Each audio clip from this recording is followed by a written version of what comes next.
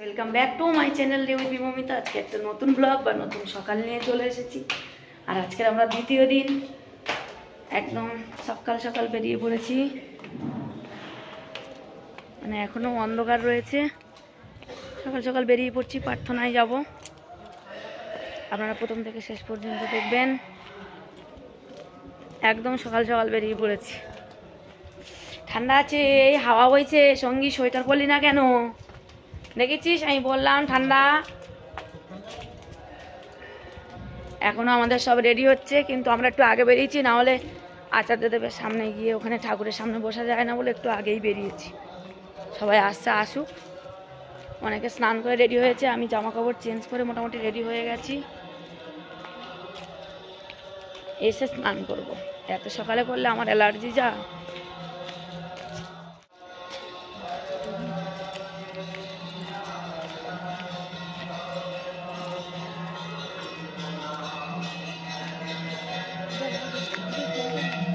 ঘরের ভিতরে কেমন গরম আর বাইরে কেমন, এই সঙ্গে ঠান্ডা লাগছে না?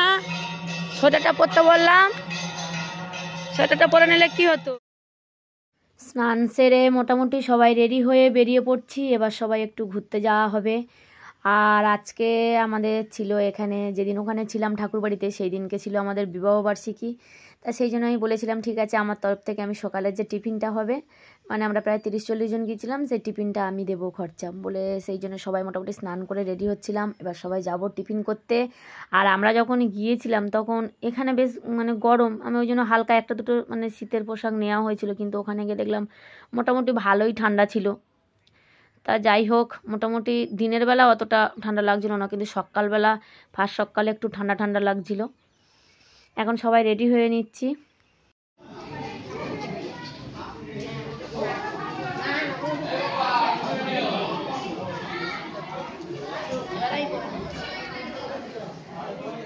কিন্তু হয় না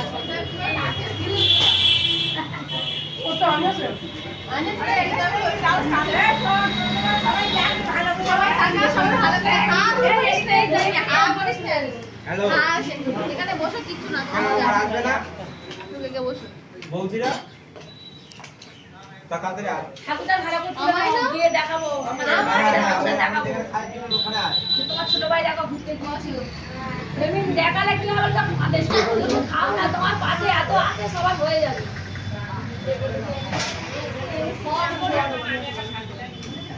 বলছে বলে তুমি একটা খাও না, আমি তো ধরে নিয়ে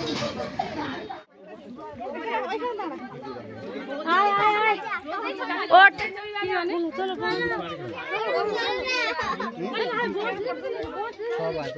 এইটা ধরো ধরো, ওটা রেলিং ধরো, ওটো বাবা। ক্যামেরা এখন সবার হাতে, সব ক্যামেরা। এই যে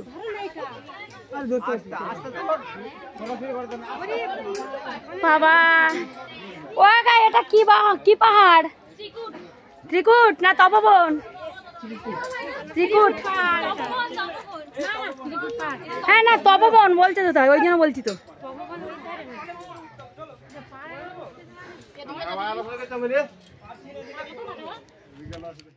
এখানে একটা ভিডিও, ওই ভিডিওটা এখানে করতে হবে যাওয়ার সময়। এখন আগে উঠে যাই।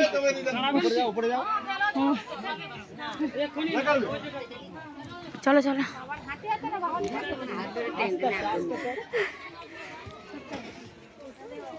বেশি দম নিলেই সমস্যা। গাল বন্ধ করে রাখো, মুখটা বন্ধ না কে হাসলা তাহলে উঠতে পারবে। সেটাই তো বলছি, সব মুখ বন্ধ করে রাখো।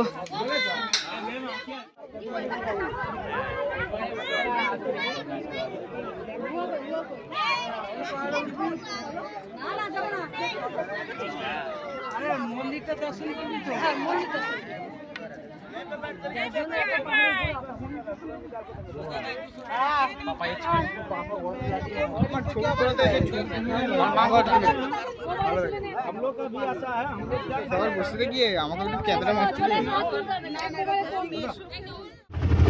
তপবন থেকে ঘুরে আমরা সবাই চলে যাচ্ছি। এবার কোথায় যাওয়া হবে? হ্যাঁ, ত্রিকুট পাহাড়। দেখা যাক ওখানে এবার কেমন হয়। আর একজন মাথায় একদম নাক থেকে লম্বা তিলক কেটে দিয়ে ত্রিকুট পাহাড় থেকে ঘোরার পথে আর কি রাস্তাতে এই মা দুর্গা মানে প্যাড়া সেন্টার পড়েছিল। এইখানে নাকি খুব ভালো প্যাড়া বিখ্যাত, সেই জন্য এখান থেকে আমরা প্যাড়া কিনে নিলাম।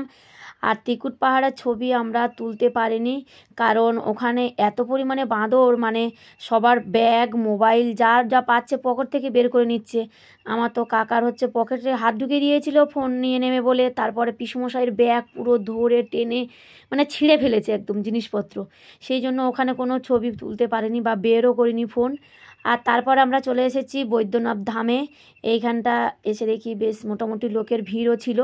তা আমরা যেহেতু মানে অনেক ঘোরাঘুরির পরে এখানে এসেছি, মানে পুজো টুজো দেওয়া হয়নি, এমনি মানে সবাই ঘোরা হয়েছিল, একজন দুজন পুজো দিয়েছিল, আমরা আর পুজো দিইনি, এমনি ঘুরে জাস্ট কেনাকাটা করে। এখানে আবার চুড়িও ভালো পাওয়া যায়, সবাই বলছিল এখান থেকে চুড়ি কিনবে, দেখা যাক, আগে মন্দিরটা ঘুরে নিই, তারপর যাওয়ার সময় চুড়ি কেনা হবে।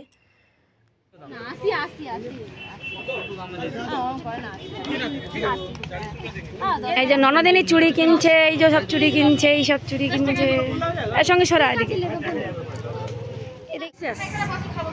আসাম রাস্তা আছে খালি।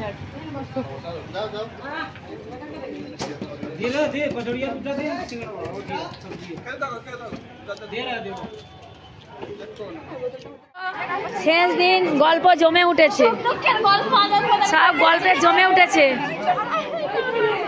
সুখ দুঃখের গল্প জমে উঠেছে। এখনো গল্পে আসরে আসেনি কেন? কি হচ্ছে এখনো? একটু বলে শুনে আসে কি হয়েছে বলুন, আপনি ক্যামেরার সামনে বলুন। ভালো লাগছে, তাই ভাল লাগছে না বললে হবে না, লাস্ট দিনে রাগ করিস না, যাওয়ার দিন আর রাগ টাগ করিস না। অবশ্যই এইটা পরে নিচ্ছে, একবার চলে যাবে তো।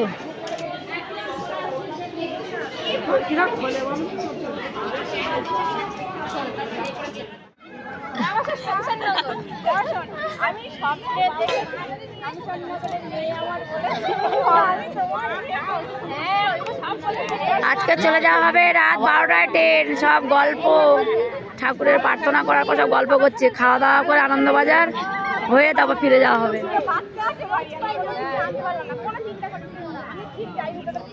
ঘুরে আসার পর প্রথমে রুমে একটু সবাই মানে গল্প করলাম, আড্ডা দেওয়া হলো, সব সাজুগুজুও করে বেরিয়ে পড়া হবে, সব ব্যাগও গুছিয়ে নেওয়া হয়েছে। তারপরে এসে প্রার্থনা করা হয়েছে মন্দিরে, প্রার্থনা করে বেশ খানিকক্ষণ বলি আজকের তো লাস্ট, মন্দিরে একটু বসে গল্প করা হোক বলে সবাই মোটামুটি সেই ছোটোবেলার সব গল্প হচ্ছে, সব পিসির মেয়ে মানে আমার ননদ সবাই বলছিল মানে ছোটোবেলায় যখন আমাদের বাড়িতে আসতো, মানে আমাদের বাড়ি কী গল্প হতো সেই সবগুলো গল্প হলো। তারপর আমরা চলে এসেছি আনন্দবাজার, এখানে খেয়ে এবার আমরা বেরিয়ে পড়বো।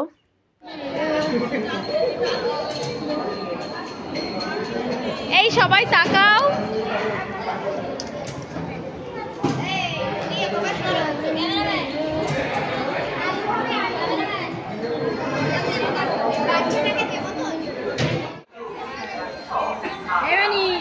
দাদার ব্যাগটা করে গাড়ি যখন নামবে লোকগুলো গাড়ি পাঠা দাদার ফোনে। আমরা প্ল্যাটফর্মে চলে এসেছি, আর এসে দেখছি আমাদের ট্রেন যদিও অনেক দেরি করে এসেছিলো, প্রায় আধা ঘন্টা 45 মিনিট লেট হয়েছিল। এসে আমরা সব বসে আছি গল্প করছি, আর ঠান্ডা বেশ, রাত্রে যত রাত বাড়ছিল তত ঠান্ডা লাগছিল, কিন্তু আমাদের এই দিকটা এতটা ঠান্ডা ছিল না তখন, কিন্তু ওই দিকে আবার বেশ ঠান্ডা ছিল। আর আমরা সবাই বসে আছি, মোটামুটি যে যা টুকটাক হালকা শীতের পোশাক এনেছিল সবাই পরে নিয়েছি, আবার কেউ কেউ পরেনি, সব গল্প হচ্ছে।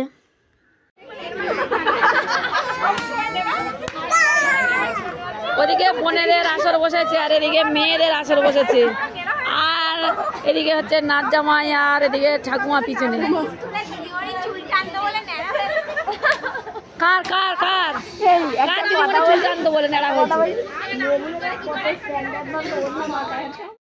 মোটামুটি ট্রেনে সারা রাত আমরা সব ঘুমিয়ে ভালোভাবেই কাটিয়ে চলে এসেছি, সকালও হয়ে গেছে। এবার আমাদের ট্রেন ঢুকছে শিয়ালদায়, আর মহিমা এখনও তাই ঘুম থেকে ওঠেনি, ওর বাবা ডেকে ডেকে তুলছে।